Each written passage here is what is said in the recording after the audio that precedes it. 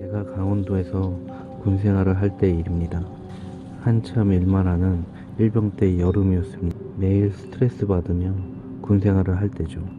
나는 장마야 빨리 오거라 하고 기다리고 있을 때 역시나 장마가 찾아왔습니다. 그런데 그의 장마는 비가 너무 심하게 많이 와서 마을이 홍수가 날 정도의 양이 내렸습니다. 홍수 지역도 아닌데 말이죠. 뭐 저야 비가 많이 오면 하는 일이 줄어들어 저야 좋았습니다.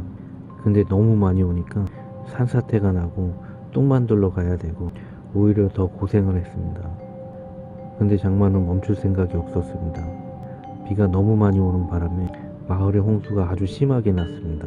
뭐 하늘이 하는 일이라 어찌 막을 수도 없고 집 떠내려가고 사람 실종되고 가축이니 차들이니 떠내려간 판국에 사람이 살아남는 게 신기할 정도였습니다. 홍수가 심하게 나고 비가 그쳤습니다. 마을을 복구해야 하기 때문에 소방관들이 일을 가담했으나 그래도 손이 딸렸습니다. 그래서 저희도 돕게 되었고, 일단은 제일 급한 건 없어진 사람들, 즉 시체를 찾는 일이었습니다.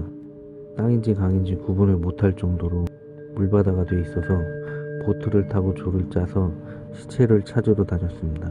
저는 박병장과 2인 1조가 되어 어슬렁거리며 돌아다녔고, 하루가 지나고 이틀이 지나도 수색 작업은 계속됐고 4일째 되는 날도 똑같은 코스로 작업을 계속했습니다. 동네가 시골이라 잡초들이 많아서 헤쳐가면서 작업을 했고, 그러던 와중에 그때 잡초라고 하기에는 너무 검은 잡초가 눈에 보였습니다. 저는 보트를 멈추고 점점 가까이 가봤는데 순간 등골이 오싹했습니다. 아무래도 사람 머리카락인 것 같았습니다. 가까이 갈수록 확실했습니다. 그런데 저는 물에 빠져 죽은 시체를 본 적도 없고 그냥 시체도 본 적이 없어서 제 판단이 아닐 수도 있겠다 싶어 박 병장에게 말을 했습니다. 김일병: 박 병장님. 박 병장: 왜?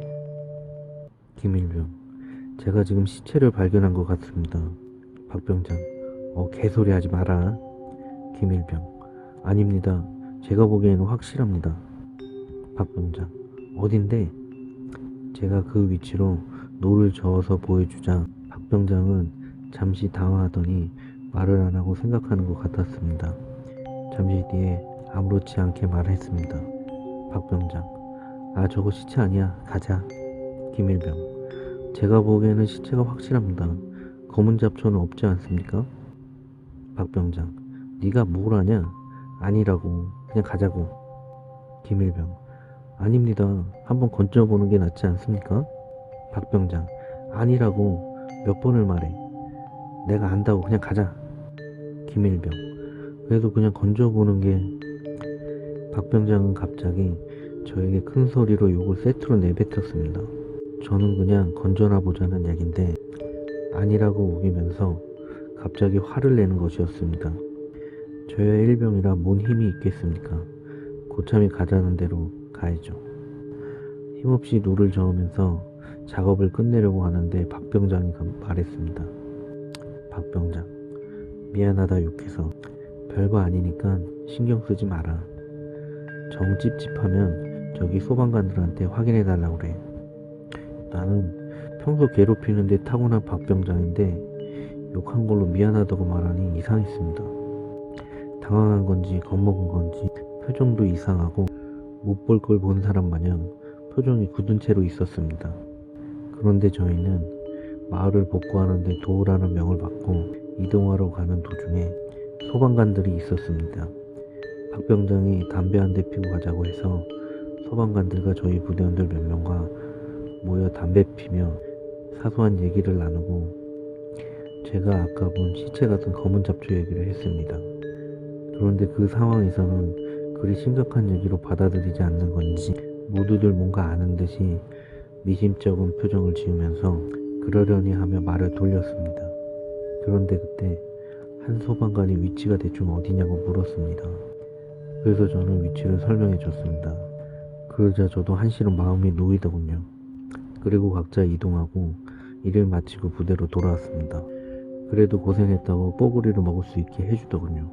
뭐 좋다고 뽀글이 먹고 담배 피고 하다 내일도 수색 작업이기에 잠을 잤습니다.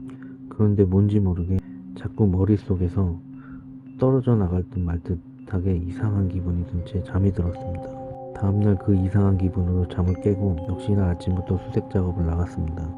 다들 같은 현장에 모여서 일을 시작하기 때문에 저희도 그쪽으로 간 분위기가 평소와는 다르게 심각한 얘기를 하는 것 같아 보였습니다. 저도 끼어들어서 얘기를 들었습니다. 얘기를 듣는 순간 머리를 망치로 맞는 느낌이었습니다. 알고 보니 어제 소방관 중 한 명이 수색 작업 중 실종됐다는 얘기였습니다. 저도 소방관들 얼굴은 다 알아서 어떤 분이냐고 물어보니 어제 저한테 그 시체 같은 게 위치가 어디냐고 물어봤던 분이었습니다. 어제까지 같이 담배 폈는데 그분이 실종됐다니 실감이 나질 않았습니다. 물바다가 난 판에 말이 실종이지 사람들은 죽었다고 생각했습니다. 그런데 박병장 안색이 창백했습니다. 제가 어디 아프냐고 물어봤더니 갑자기 저를 끌고 사람 없는 곳으로 갔습니다. 창백한 얼굴로 저에게 말을 했습니다. 김일병, 왜 그러십니까 박병장님? 안색이 장난이 아닙니다. 박병장, 야 너 어제 그거 사람 진짜 확실했냐? 김일병, 아 그거 말씀이십니까? 박병장, 그 시체 얼굴 봤냐고? 김일병, 아니요, 머리카락 같은 것만 보였습니다. 박병장, 그치? 얼굴은 안 보이고 머리만 보였지? 김일병, 예 그렇습니다. 근데 박병장님이 아니라고 하지 않았습니까? 왜 그러십니까? 박병장은 5분 정도 생각만 하다가 입을 열었습니다. 박병장, 야 우리 집이 그 정 같은 걸 좀 심하게 믿거든? 우리 고모가 점쟁이고 그래서 우리 집도 굿도 많이 하고 그래. 근데 고등학교 때 우리 집 앞강에 사람이 자꾸 죽어서 고모가 구술한 적이 있었어. 근데 굿이 끝나고 고모가 나한테 말해줬던 게 있는데. 김일병, 뭡니까 그게? 박병장, 혹시라도 앞으로 강이나 계열에서 놀 때 사람 시체를 보면 절대 건들지 말라고. 김일병, 절대 건들지 않으면 시체를 어떻게 꺼냅니까? 박병장, 그러니까 시체가 어떻게 죽어있나 먼저 보라고 했거든. 사람 시체는 물속에서 절대 곱게 서질 않아. 일자로 서 있을 수가 없다고. 그러니까 사람 시체는 얼굴이 보일 정도로 비틀어져 있거나 옆으로 떠 있어야 돼. 근데 네가 본 건 머리카락만 보였다며. 김일병, 예 그렇습니다. 머리카락만 떠 있었습니다. 그럼 그건 뭡니까? 박병장, 물귀신이야. 사람 시체는 그럴 수가 없어. 물귀신은 지상에서 죽은 귀신과 달리 하늘로 못 올라가. 사람들이 물귀신 작전이라고 하잖아. 말 그대로야. 자기 자리를 채워 넣어야 올라간다지. 그 순간 저는 얼었습니다. 그때야 알았습니다. 박병장은 그 상황에 물귀신인 줄 알고 있었고 그래서 못 건들게 하려고 저에게 욕을 하고 화를 냈던 것이죠.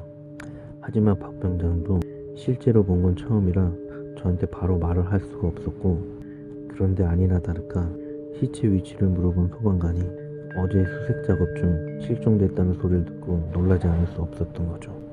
며칠이 지나고 물도 다 말랐습니다. 부서진 집들만 빼고 그 마을은 원래 모습을 되찾았고, 하지만 그 소방관은 여전히 실종 상태였습니다.